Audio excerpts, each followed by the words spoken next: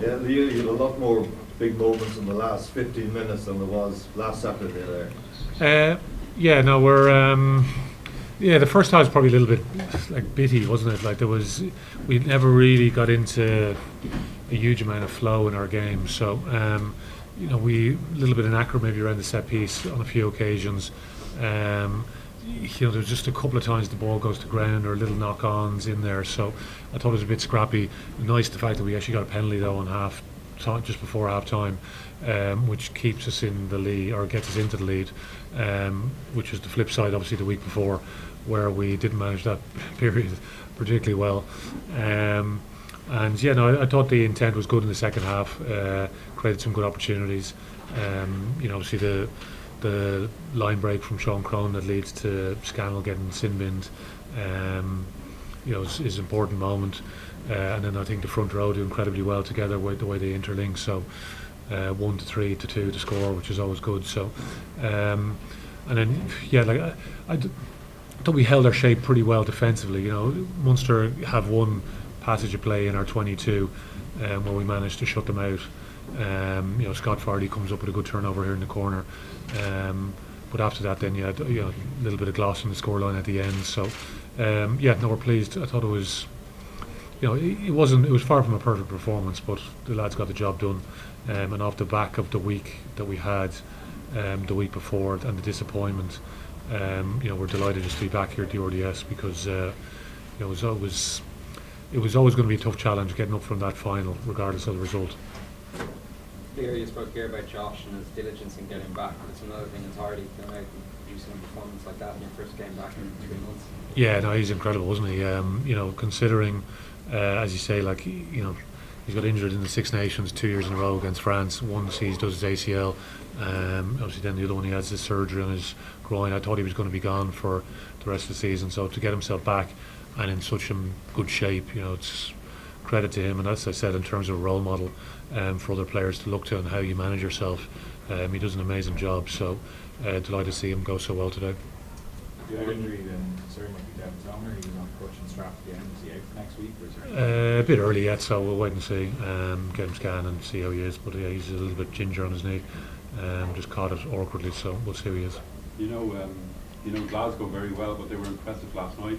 Yeah, they sure were. Yeah, we played Glasgow a hell of a lot last year. Not so much this year. We lost them here a few weeks ago.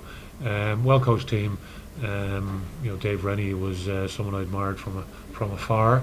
And when I was still playing, I went over to the Chiefs to watch them train and go about their business. So, he's an impressive coach, Dave Rennie. So, it's going to be a tough challenge for our guys. I thought they were very clinical last night in the game against Ulster.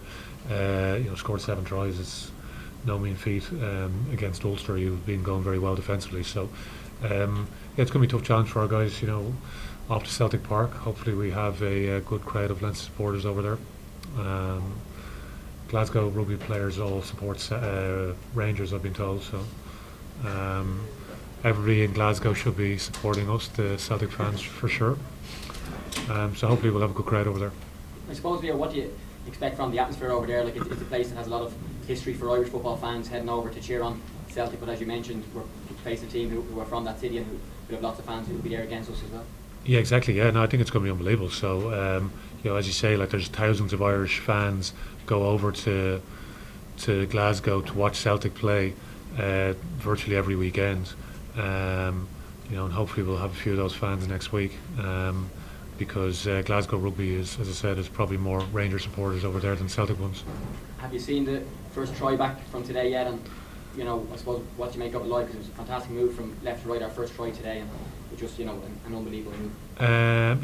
Great bit of interplay between the front rows. So, I suppose it's brought back off the period of sustained pressure, which there's Sean Cronin makes that line break, and we kick over the penalty, so the Munster down to 14 men.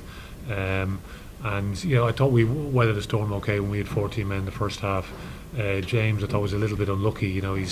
He goes to try and catch the pass. And, they're just difficult ones because they're so instinctive. But again, as you say, it was a nice bit of play from the front row.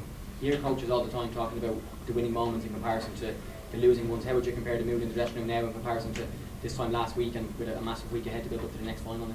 Well, it's very different to last week. It was, the work that goes into getting the team to finals. So we played a final last week. And you drive into the stadium, you see the support that we had there. It means so much to the group, and they were gutted really about the way the game went.